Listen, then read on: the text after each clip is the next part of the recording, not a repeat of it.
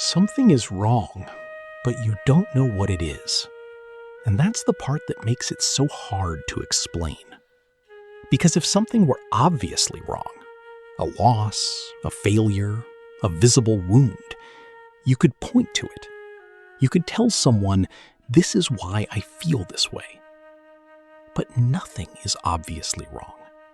In fact, things are fine. Maybe more than fine. You have what you worked for. You have people who care about you. You have stability, or something close to it. And yet, underneath all of it, there is this quiet feeling that something is missing. Not missing like you lost it recently. Missing like it was never quite there. And you don't know what to call it, so you don't call it anything. You just carry it. You go through your days. You do what needs to be done. You laugh at the right moments. You show up.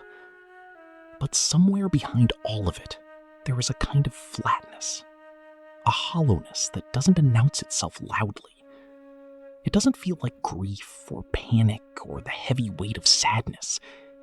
It feels more like an absence, like the volume of your own life got turned down and you didn't notice exactly when it happened. If you know this feeling, not as a crisis, but as a quiet background hum that never fully disappears, then what I'm going to share with you is not a list of tips. It's not 5 things you can do to feel better. It's something closer to an explanation. Because the emptiness you feel when it doesn't match anything visible in your life is one of the most misunderstood psychological experiences a person can have. And understanding it changes. If you know this feeling, not as a crisis, but as a quiet background hum that never fully disappears, then what I'm going to share with you is not a list of tips. It's not 5 things you can do to feel better. It's something closer to an explanation.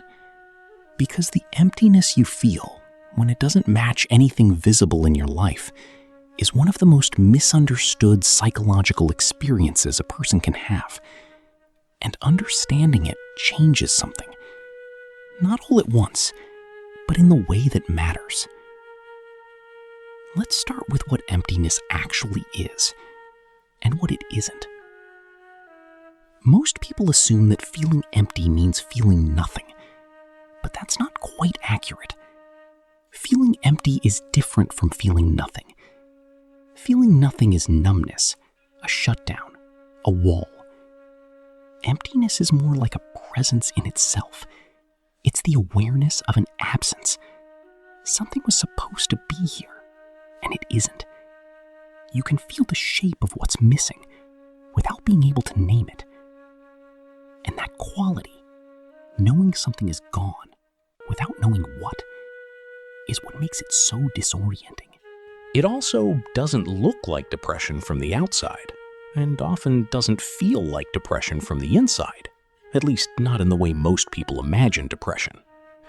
There are no obvious tears, no inability to get out of bed, no visible collapse. You function, you perform, you manage, but there is a kind of flatness to the experience of your own life that doesn't go away. The things that are supposed to feel good feel fine, maybe, acceptable, but not alive, not the way they're supposed to. And you start to wonder quietly whether something is wrong with you, or whether everyone feels this way and just doesn't say so. Here is the first thing worth understanding. Emptiness in a life that looks fine from the outside is almost never random. It has roots. And those roots are often invisible because they're not dramatic. They're not a single terrible thing that happened. They are more subtle, more accumulated, more quiet. And they often begin with something that sounds harmless. They begin with learning to manage your feelings. Think about how most people grow up. You learn very early which emotions are acceptable and which are not. Not always through direct instruction, sometimes through the atmosphere of a home, sometimes through a parent who got uncomfortable when you were sad, So you learned to stop being sad around them. Sometimes through an environment where being too sensitive, too emotional, too much was treated as a problem. So you adapted. You learned to manage.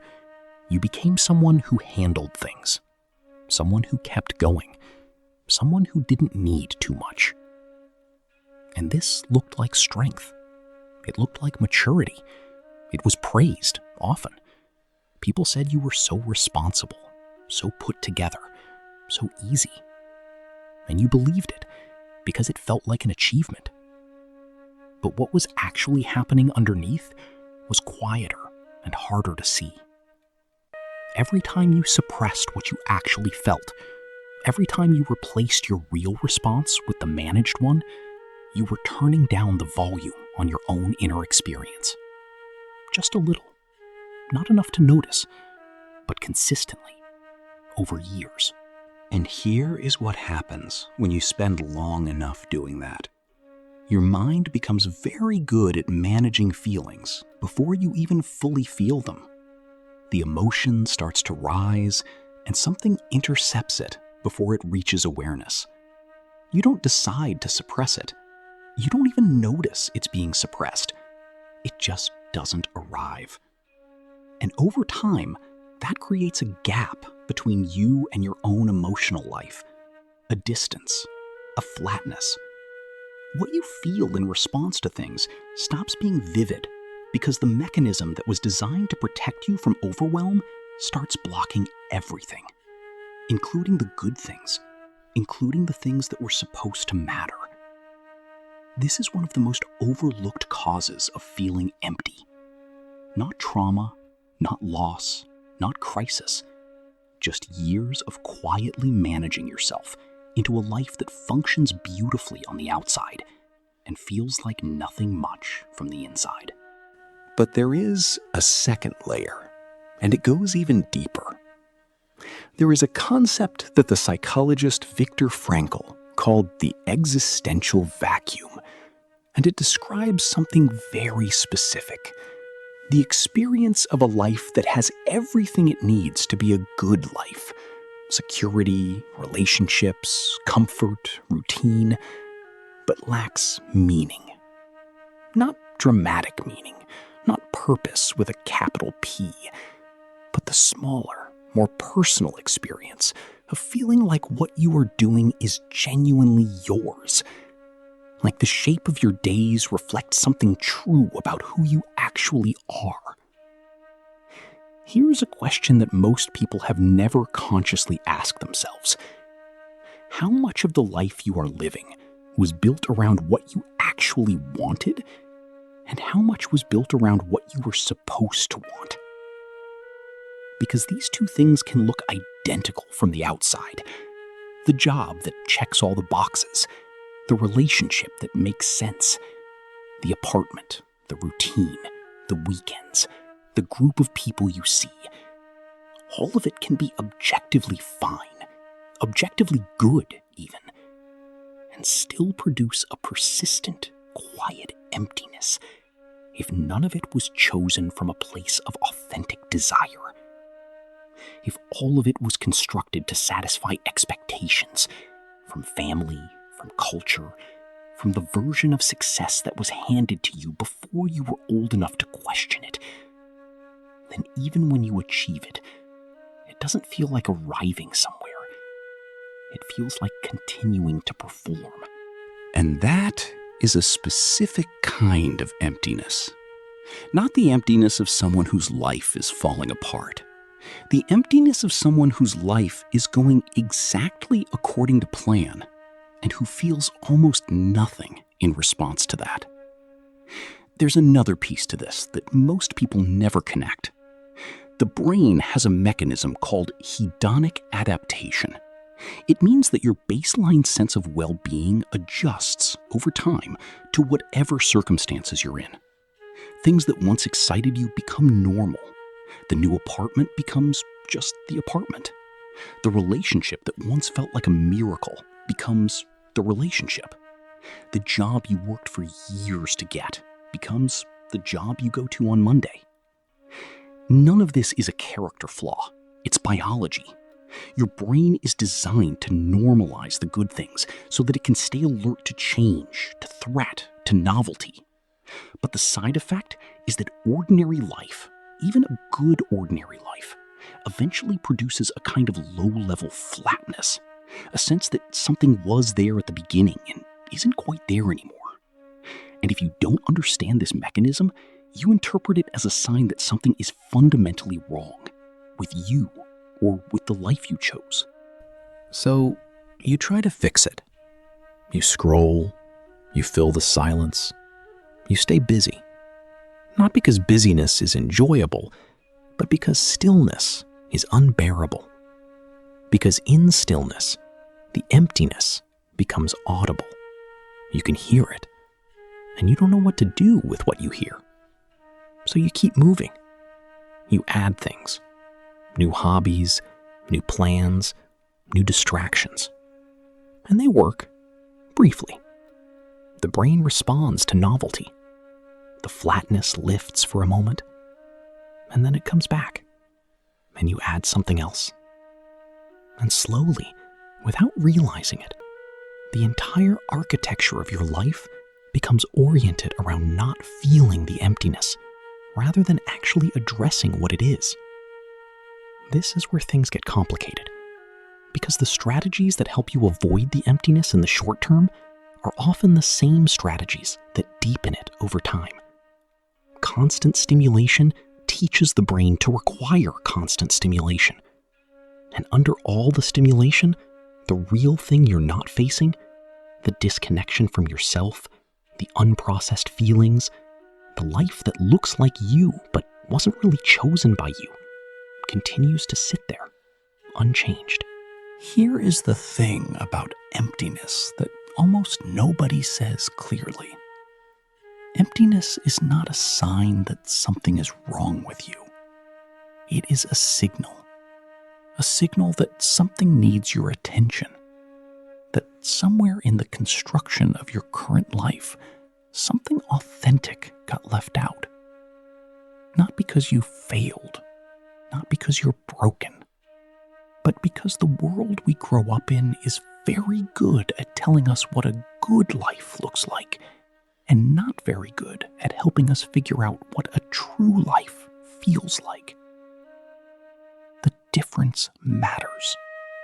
A good life, by external measures, can be built without you. Someone could look at your situation and construct something similar. But a true life, one that doesn't produce that persistent inner flatness, has to come from something the external world can't give you. It has to come from contact with what you actually feel, what you actually want, what actually matters to you underneath all the managing and performing and adapting. And most people have been so busy getting their life to look right that they have lost contact with what it feels like from the inside. Reconnecting with that is not a quick process. It is not a weekend of journaling, though that can be a start. It is not a change of job or city or relationship, though sometimes those changes follow naturally from what you discover. It is something quieter and slower. It begins with permission. Permission to feel what you actually feel without immediately managing it. Permission to notice what genuinely interests you without filtering it through what is practical or expected.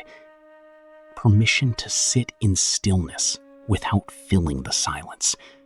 Not because stillness is comfortable, but because in the discomfort of stillness, if you stay with it long enough, something begins to surface.